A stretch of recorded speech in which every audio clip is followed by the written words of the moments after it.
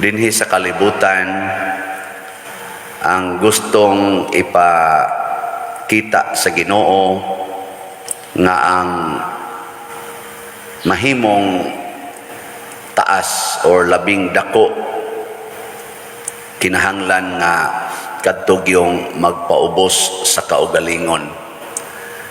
Monay gustong mahitabo sa Ginoo kana bang di gid ta mga ambisyon nga mahimot ang labaw kaysa atong isig katao, kung dili mag-contest noon ta kinsay labing ubos.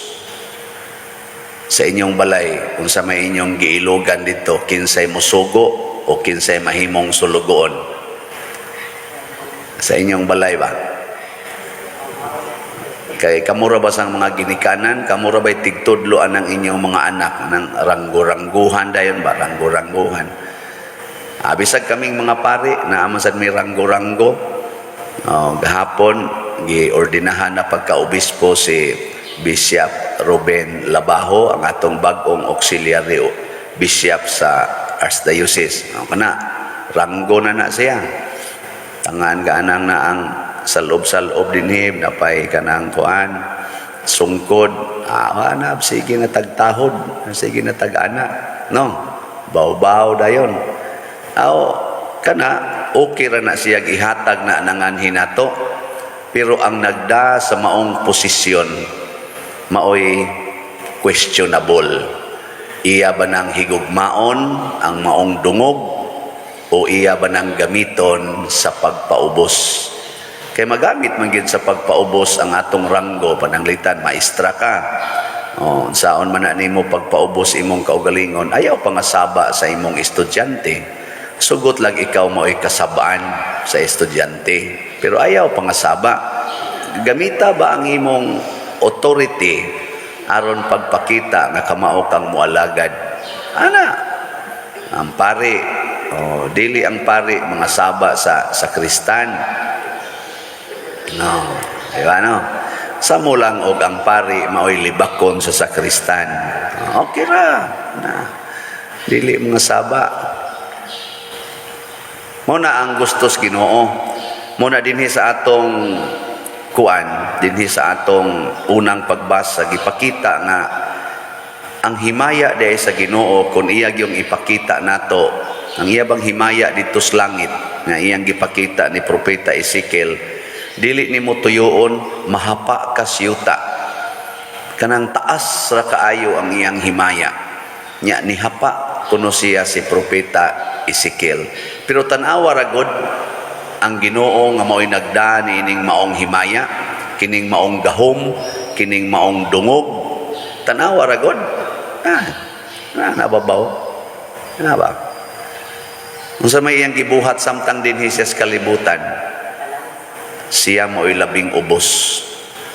Nataw didto ras pasungan, wa ka eskwela, gibugal-bugalan, hangtod gyud gipatay. Wa gyud mo reklamo, nganuman kahibaw man siyang daan nga ang akong himaya taas ra kaayo, dili na kinahanglan nga mo insist pagyud ko nga magpatagad, magpatahod. Kay moabot ang panahon nga mohapa gyud mo sa akong tiilan. Ug mao na siya ang kinabuhi sa mga santos, mga igsoon. Si San Bernardo, kani San Vicente Ferrer, San Roque. Ang ilang kinabuhi din sa kalibutan, tama ni Bishop Chopilo Kamumot, ang ilang kinabuhi, sigig yung paubos, siging paubos. Niya ang resulta, purti na nilang taasa o nabuhat. Muna dito sa inyong balay, pag kuntis mo kinsay mahimong sulugoon, testingyo. Kamo ba, pag kuntis mo kinsay mahimong sulugoon, nanawag unsay mahitabo sa inyong balay? Unsa man, malipayon o gubot? Malinawon, malipayon. Wagi, gubot. Kay magkuntis magkinsay mahimong sulugoon. Niya ang mga anak tudluan nga maningkamot gyud mo nga mahimong sulugoon.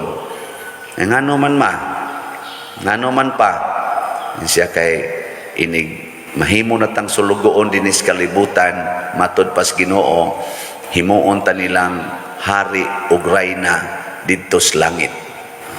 Ganindot ana, nusa man na moabot ma, ini kamatay na to. Nusa man ta mamatay, basig sunod adlaw. Ana. Ano mo day kay bao day kanusa ka matay. So, kuan na daan, andama daan. Ang nakaapan gud nato, magsigi man ta kunahuna nga dugay patang mamatay, niya magpahimos dayon ta dinhis kalibutan. Dili oy, magpaubos, ayaw pagpahimos. Alagad yun, alagad. Muna kining atong pagpamaligyag slot, paghatag ni ninyo opportunity aron makaalagad sa simbahan. So kanang tanang namalit, doon na mo'y trono dito sa langit. Nya kanang kasigilag paminaw, nya di gyud mo palit, namiligro mo. Namiligro ba? Pa, unsaom na nimo imong kwarta nga naa man ta kay ikapalit. Unsaom na nimo ka, sus ang akong balay, ako pa ning ayuhonon, ang akong koral, ako pa nang tarungonon, to pa ko'y palitonong yuta. Sus para pa ni sa akong ipalit og bag-ong gadget, ipalit pa rin akong bag-ong sakyanan. Ana, sige, tumana na tanan. Nya inig human. Unsaom na nimo pagda ngadto sa langit. Madana nimo. Mao na. Ug magubat na ugma, nya maigo ta dinis bomba nga mga 7 ka nuclear warfares. Madapan na nimo imong balay. Wa na. Unsa may madaan nimo inig atubang atos Ginoo, pila ka slot imong napalit. Lagi na siya. Di ay pila ka buok imong natabangan o naalagaran. Matod pa ni Kristo, sunda ang tanan nilang isulti, ayaw sunda ang tanan nilang gibuhat. Nga naman, gasigi ra silag panugo, sigig panugo, pero di gyud katabang bisag gamay, aron mo gaan-gaan ang pagtuman sa sugo. Usahay, yung naanak man ta. Ako bitaw, usahay, kana magsige na kong sugo din makaanak ko agay, sila naman ani mo malangit ron, ako na malay maimpirno hinon ani. Kaya kana magsigig sugo, padong maginas impirno. Bitaw, basta magsigig kag sugo, padong na jud ka sa impirno. Kay wa man magsugo ang Ginoo nga pag sinugo ay kamo, ang iyang sugo pag alagaray man. Na say kuyaw gayo. Kahapon nahalinan tag 97 ka slots. So 2,571 na ang atong total nga halin. Pakpakan na to ang namalit. Salamat kayo. Kanusa ka ni mahurot ang 52,429 ka slots sa inyong paminaw? Ano sa mahurot? Kung kitang tanan, mahimo ng sulugoon sa Ginoo. Pero samtang kita pa mao'y mag-manage nato, samtang kita pa'y magsigig plano sa atong kinabuhi, dinhis kalibutan, niya ato rabang iumit ginang pagplano sa atong pag-atubang sa Ginoo. Mag-aginod ra gid ni siya. Dugay gining mahalin. Pero ang importante, matod pa sa atong tubag sa Salmo, kung ato gining nindoton pagpamalandong, ang himaya sa Ginoo magpuyo sa atong yuta. Ang himaya sa Ginoo. Unsa maning himaya sa Ginoo? Ang iyang presensya, ang iyang gahom, ang iyang dungog, ang iyang kahalangdon magpuyo din hinato. Bulahan tong puy-an sa himaya sa Ginoo. Kay bisan pag sa matas kalibutan, ikaw maoy labing ubos, ikaw maoy sigihag sugo, ikaw maoy ibaliwala, ikaw maoy sigihag libak niya o magkinahanglan na ikaw nasad maoy sugoon niya. Inig humagsugo nimo, mahuman ang imong sugo, natuman na nimo, kasabaan nasad ka, libako na pud ka. Diba? Murag lisod, no? Pero mauna ang agianan sa himaya sa Dios. Anha diha masinati ang tinuod nga presensyas Ginoo. Muna ang mga santos nangita gyud labing ubos nga trabaho. Kanang pag-alagad sa masakiton, pag-atiman aning ni ang mga tawo nga gibilanggo, kanang pagpasaylo ana mga tawo nga nakasa, mo na ilang pangitaon kanunay, kanang paghigugma ana mga marites, ana mo na gipangita sa mga santos. Kita mo na itong likayan. Wa to sila mag-color silang buhok, wa to magsigig atubang anang samin alam nos aron mga naong aron na gyud nindot tan-awon. Di na mo'y concern sa mga santos. Ang ila ang pagpanindot sa naong sa ilang isig katao. Kung saon man pagpanindot sa naong sa imong isig katao, sigihig higugma, sigihig alagad, di ba nindot kay nagnaong. Pero sigihi og away, sigihig sugo, bati kay nagnaong. Nilingi ay mong tupad. Tanawa ko no og nindot bagnaong. Nindot? Kana dili na hinugo. Pero mga hinugo gani, bati ginagnaong. Wagi batig naong, wagi nindot og naong sa mga taong hinugo. Kada nato kita na mga tawhana, muragi na sila demonyo ang naong. Na ang pari likaya na gani nis mga sakristan o mga staff din his parokya kana hinugo ng pariya. Mura nagyawa og naong. Pero kuso gani kay mo alagad ang pari, yes, nindot kay nagnaong. Ikaduha, ang tao nga dili hinugo, ang tao nga magsigig alagad, di gid na maratol partig kwarta, di mahadlok. May kwarta man o sawa, kamo dili mo daling maratol, bahin aning kwarta, ratulon mo no. Kaklaro na inyo mga naong. Anang dali kita maratol. Pero ang mga tao nga kanang hinugo, ang sana hingalagad kayo, nya mapaubsanon, pagka-relax, may kwartag sawa, okay ra gyud na siya. Nya makakita nagkwarta, iuli gina. Ni bitaw to mga bata din ni mga sasing boys nato. Sa una kita nagkwarta, lukluk dayos bulsa. Nga ako din gitudloan na kita gay mo kwarta, iuli gid ha, ibutang sa opisina. Gibandira ba? Padir, di ay 500. Hug. Sao man ni?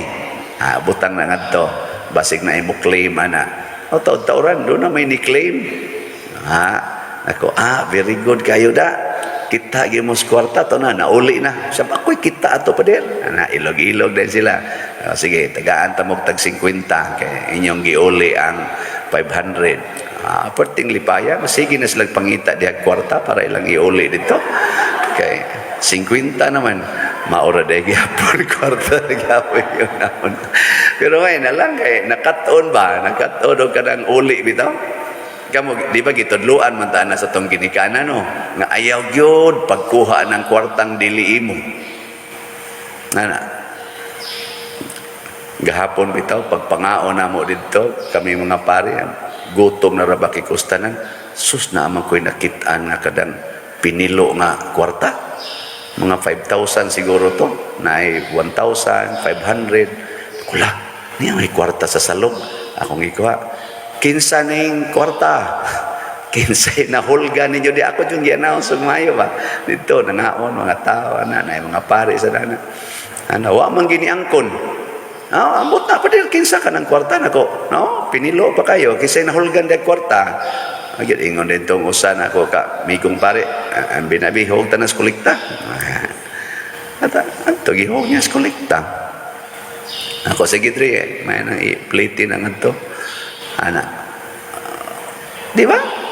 Pero paglakaw sa din ko, saya nga ako naman tayo nakakupot ato to madara mo sa tatog ipalit na kong slot dito. Pero lipay kay kustanan kaya nga naman katabang man to sa ubang mga panginahanglan nga ano sabi itong gihog to sa loob sige lang basig bawion to laing slot. Sige kong bandilyo nawa mo sa kong kamot no nagong stilan pero dili man ta anugunan anak nga naman ang importante nga ato siyang kanang i-share bandilyo aron nga mahibawan kay di man sa gito tinuod ako man gito nahug to taon to sa log luoy kaayo turong nagtag-iya ato naga to pinilo ana mga 5,000 or 4,000 ba to nana dako na kay to magamit ay no ni kaon tingali to ba nya dali-dali ko o tiris panyo kay kaubhonon pag-ana hug ang kuan kakaon siya balig 150 hug sa diyang 4,000 dako ang bayad pero sagdi lang na blessed naman to tungod sa ordinasyon sa pagkaobispo ni Bishop Ruben Labaho at ang iyang Bishop Ruben nga mahimo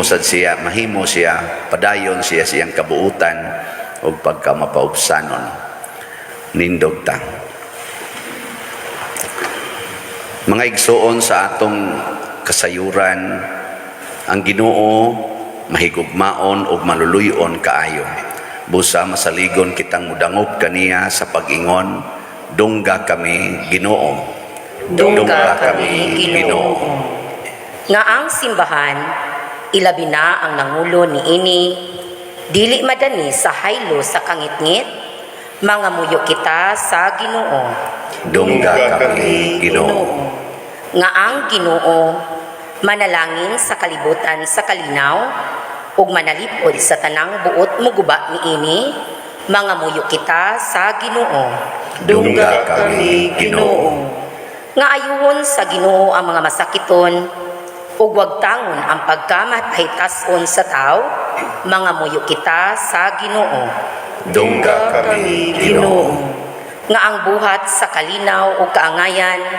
masinati sa tanan mga muyo kita sa Ginoo dungga kami Ginoo nga si Halangdong Teofilo Kamumot isipon sa Dios nga takos nga mabayaw ngadto sa altar sa mga santos mga muyo kita sa Ginoo dungga kami Ginoo alang sa mga proyekto dinhi sa atong simbahan nga pinaagi sa pangama ug paggiya ni San Vicente Ferrer magmalampuson ug mahuman-unta sumala sa atong mga giplano ug gipangandoy mga muyo kita sa Ginoo dungga kami Ginoo alang sa tanang mga benefactors o donors sa atong simbahan nga mihatag og pinansyal ug lain-laing hinabang ug alang sa mga nagtrabaho dinhi sa atong mga proyekto nga hatagan unta sila sa Ginoo ug daghan pang mga grasya sa ilang kinabuhi malikay sila sa mga kadautan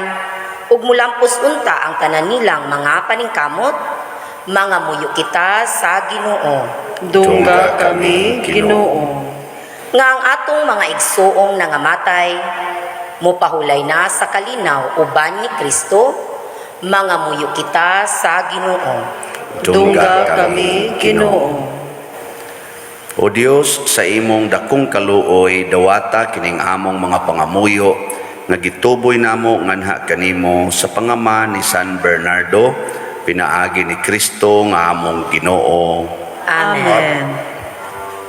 Amen.